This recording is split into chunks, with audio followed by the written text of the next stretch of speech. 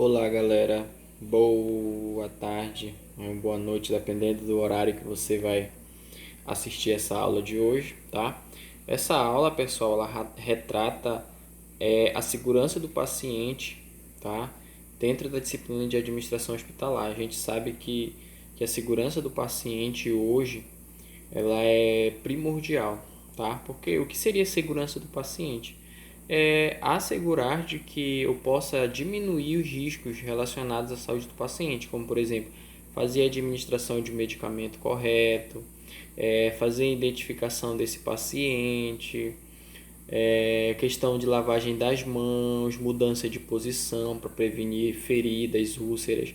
Então a segurança do paciente hoje ela é primordial e nós trabalhamos elas dentro da administração hospitalar, certo?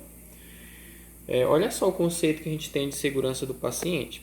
São todos os estudos e práticas para diminuição de riscos na assistência em saúde que podem causar danos ao paciente. Então, qual é o objetivo da segurança do paciente, pessoal? Reduzir o quê? Os riscos relacionados à nossa assistência em saúde que pode causar danos ao paciente. Quais são esses riscos, galera? Como eu falei para vocês, questão da lavagem das mãos, tem que ser feito numa técnica correta, mudança de decúbito do paciente para prevenir as feridas, as úlceras. Então, essas, pessoal, são a assistência que são prestadas. Então, essas assistências elas têm que ser prestadas de forma adequada, beleza? A segurança do paciente envolve ações promovidas pelas instituições de saúde para reduzir o mínimo aceitável. Ou seja, quanto mais eu reduzir o índice de infecção relacionados à assistência, vai ser melhor. No Brasil, as metas para a segurança do paciente são baseadas nas metas internacionais da OMS. Ou seja, as medidas que a gente tem, por exemplo, lavagem das mãos, é uma medida que foi utilizada por quem? A Organização Mundial da Saúde. Tá? Então, as metas que a gente tem para a segurança do paciente, elas são baseadas na Organização Mundial da Saúde. Beleza? Bora continuar aqui, menino. A segurança do paciente, gente, não envolve apenas o enfermeiro ou o técnico que está lá assistência diretamente, mas envolve esses três camaradas aqui, ó. Envolve o gestor, envolve o profissional e envolve o paciente. De que forma o gestor ele vai influenciar na segurança do paciente, pessoal? Ele que vai criar as medidas. Olha, pessoal, aqui todo procedimento que vai ser feito ter que ser lavagem das mãos. Então ele está criando estratégias, né? Profissional somos nós. Nós temos que ter a ciência de fazer o procedimento de forma adequada, procedimento de forma limpa, aséptica. E o paciente também ele tem importância para a própria segurança dele. Né? Muitas vezes a gente pega o paciente lá furando frasco de soro. Porque vai descer mais rápido, quero fazer isso para ir embora. Isso é errado, então é uma situação que envolve ele também. Então, quando a gente fala de segurança do paciente, a gente tem que ter participação do gestor, do profissional e do paciente também. Beleza? Bora andar, gente. Algumas recomendações importantes. Então, quais são as recomendações importantes que a gente tem para a segurança do paciente? Primeiro, a gente tem a identificação correta do paciente. Por que tem que ter identificação correta? Porque há muitos pacientes com nomes parecidos. Né? Tem várias Marias, tem Mário João, Pedro, Antônio, vários Wesley, vários Daniel, tem várias pessoas, né, com nomes parecidos. Então tem que ter o que? Olha o que diz no segundo tópico. Tem que ter mais de uma informação sobre o paciente. Pode ser uma pulseira, né, um crachá ou etiqueta, dependendo da nossa situação de saúde que temos, tá? São medidas essenciais da prevenção de erros durante o cuidado à saúde. Muito bem. Sobre a identificação, deve conferir a identidade do paciente, né, antes de qualquer cuidado ou tratamento. Vou fazer uma medicação, como vocês viram lá no estágio, você pergunta o nome do paciente, qual é o seu nome, tá? Sempre mais de uma informação. Por que tem que ser antes? Eu não vou verificar depois, porque depois eu já tenho feito a medicação, por exemplo, tá? O paciente tem direito de ser identificado e tratado pelo nome e sobrenome. Atenção para isso. O paciente tem direito de ser identificado e tratado pelo nome e sobrenome, ou seja, Maria José, João Pedro. Então eu tenho que tratar ali um direito dele de ser tratado por nome e sobrenome. Não devendo ser identificado somente por números ou código. Ah, professor, eu estou trabalhando aqui no HE, por exemplo. E lá no HE a gente tem muitos pacientes. Então eu vou chamar de 1, 2, 3, 4, 5, 6, 7, 8, 9, 10, 11, 12, 13, 14, 15. Desses meus 15 pacientes eu vou chamar por número. Não, é erradíssimo. Eles não devem ser identificados por números ou código. Não, ele deve ser tratado pelo nome e sobrenome. Certo? Aí eu tenho aqui, né, o crachá, eu tenho uma etiqueta, tenho uma pulseira também, que são as formas de identificar esse paciente. Aqui eu tenho a comunicação efetiva. O que seria essa comunicação efetiva? Olha, a troca de informações e disseminação de boas ideias e resultados entre os diferentes setores promove a cultura de segurança, o paciente recebe os cuidados de diversos profissionais, diferentes locais, equipe multiprofissional e humanizada. O que isso quer dizer, pessoal? Que todos os profissionais daquele estabelecimento eles devem conhecer aquele paciente. Né? O médico deve conhecer ele, o enfermeiro deve conhecer, o técnico deve conhecer. Mas para que isso aconteça, é necessário que se tenha essa comunicação efetiva. Ou seja, todos os profissionais conversam entre si sobre a situação daquele paciente. Por quê? Ele vai passar por diferentes locais, não é? Ele passa pelo médico, ele passa pelo enfermeiro, ele vai passar por uma equipe multiprofissional, né? E essa equipe ela deve ser o quê? Humanizada. Tratar esse próximo, né, com qualidade, como se fosse um parente nosso, né? Vamos continuar. Aqui algumas medidas, né, sugeridas para melhorar essa comunicação efetiva que eu acabei de citar. Transmitir as informações entre os profissionais respeitando a individualidade de cada um, ou seja, o técnico e o enfermeiro eles conversam sobre aquele paciente, certo? Mas cada um vai respeitar a função de cada um. O enfermeiro ele tem função, por exemplo, de funcionar ali um acesso venoso central. O técnico ele tem função ali de acessar, pegar um acesso periférico de braço, por exemplo.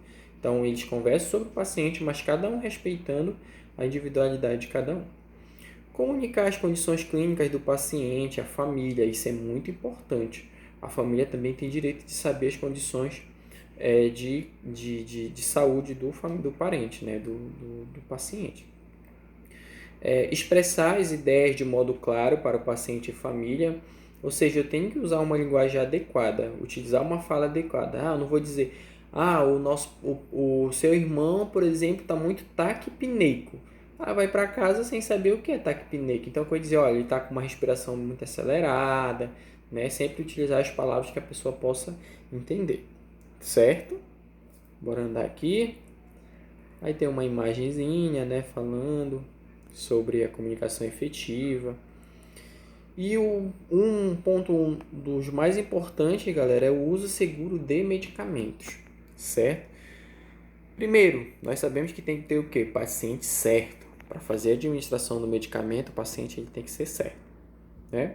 Medicamento certo. Checar o medicamento, se é aquele mesmo que está sendo indicado. A via certa, se é via endovenosa, se é subcutânea, se é intramuscular, se é intratecal, se é, enfim. Preciso ver a via certa. A hora certa, é 18 horas, então é 18 horas, fazer essa checagem certa. Dose certa, checagem certa. Se eu fiz essa medicação, ela precisa ser checada também, tá? Ainda tem mais aqui sobre o uso seguro de medicamento. Indicação certa.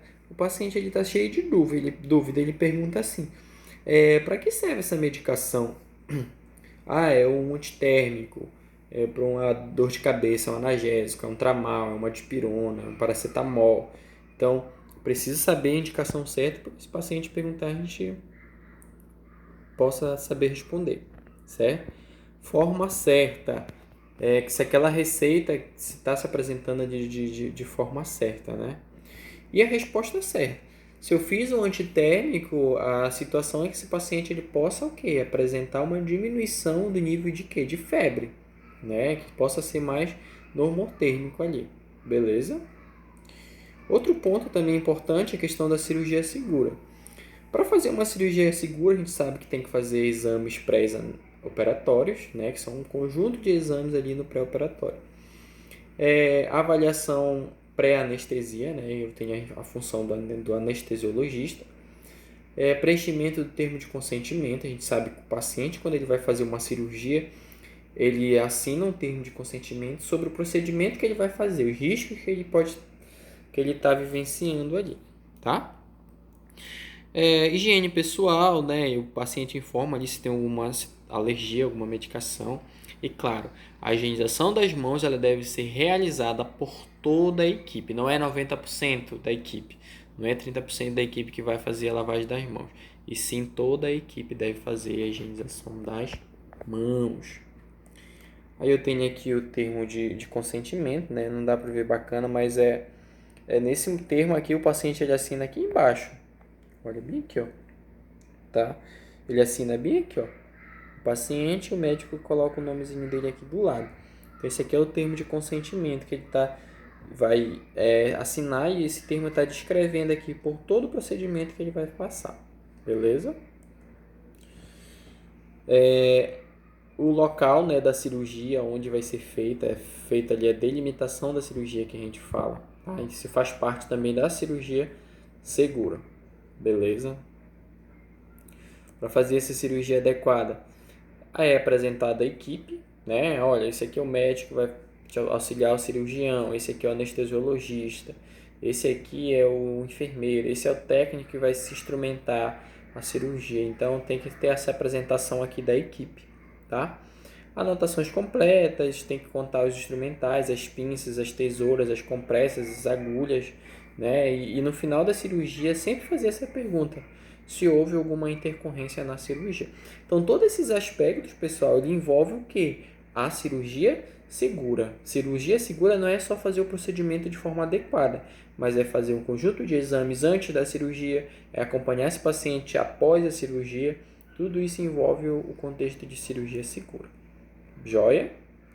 Bora andar aqui. Quando o paciente sai da cirurgia, esse paciente ele tem que ter o quê? Orientações, né? De dizer, olha, quando tu for levantar, tu vai sentar um pouquinho ali do lado da tua cama, porque senão tu pode cair, pode fraturar algo. Então, deve ter ali várias orientações. Fazer o transporte seguro desse paciente, né? E ter com que ele siga ali algumas orientações importantes. Ali eu tenho uma questão da prevenção de infecções também, né? Que eu falo de segurança do paciente.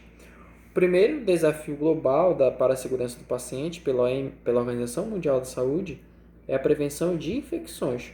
Associadas à assistência à saúde, existe uma medida muito simples que pode reduzir as infecções hospitalares: a higienização das mãos. Olha só, galera. Esses aqui são os passos, né? Antes de contato com o paciente, após o contato, antes do contato com superfícies próximas ao paciente, materiais contaminados. Então, são alguns passos ali, são 5 momentos para a lavagem das mãos do paciente, beleza? Outra coisa importante também que nós devemos com esse paciente: reduzir o risco de quedas e úlceras de pressão. Isso é muito importante, pessoal. Prevenção de úlcera por pressão. As úlceras de pressão, antigamente conhecidas como escaras, em pacientes hospitalizados, são um grande problema de saúde, né? Elas podem acarretar desconforto físico para o paciente, aumento de custos e tratamento, necessidades e cuidados intensivos de enfermagem, internação hospitalar prolongada. Ou seja, eu estou com a prescrição do paciente na minha mão e eu tá lá dizendo que eu tenho que mudar a posição dele, por exemplo, de 5 em 5 horas. E eu não mudei esse paciente de posição. O que vai acontecer com ele? Ele vai criar o quê? Úlceras, feridas, escaras, que são a mesma coisa. Isso pode acarretar o quê? Mais complicações para ele. Vai que esse paciente é diabético, por exemplo, né? Vai criar feridas. Vai que esse paciente seja obeso, complicações são maiores, vai precisar de leito para esse paciente, ele vai ficar mais tempo internado no hospital. Então, a mudança de decúbito desse paciente é muito importante, tá? A mudança de posição dele. Beleza? E diz assim, ó, se esse paciente não for mudar a posição dele, ele vai precisar de necessidade de cirurgia corretiva seja, criou uma ferida ali porque ele está muito tempo em uma posição. Ele vai precisar fazer uma cirurgia para fazer a correção daquela ferida que ocasionou através da posição que ele está, tá? O paciente, gente, ele deve ser mudado de posição de 2 em 2 horas, aí, dependendo da situação, tá? Mas numa UTI, por exemplo, ele muda de 2 em 2 horas. Beleza? Aí o desenvolvimento dessas úlceras, né, dessas feridas por pressão, pode estar relacionado a dificuldade de se movimentar, né? Atrito e pressão constante contra uma cama, cadeira, lençol, pele úmida, né? Doenças como diabetes, a gente sabe que o diabetes, como a gente viu lá em médica, ele tem dificuldade para cicatrização, certo? Então evitar, pessoal, que esse paciente crie uma úlcera, porque para ele pode ser muito grave. Claro, né? Evitar ficar em períodos longos na mesma posição. O paciente deve ser trocado de posição a cada 2 horas. Olha aí, ó, aqui embaixo. Importantíssimo. O paciente deve mudar de posição a cada 2 horas. Certo? Aí eu tenho aqui, né, uma imagem de como é o nosso sistema de saúde, né? O paciente protegido, olha aqui, ó, com a proteção. Aqui eu estou prevenindo o quê? Quedas, certo? Então isso é importante que nós possamos saber. Beleza, essa é a explicação sobre segurança do paciente. Espero que vocês tenham gostado e estudem, por favor. Beijo a todos. Grande abraço.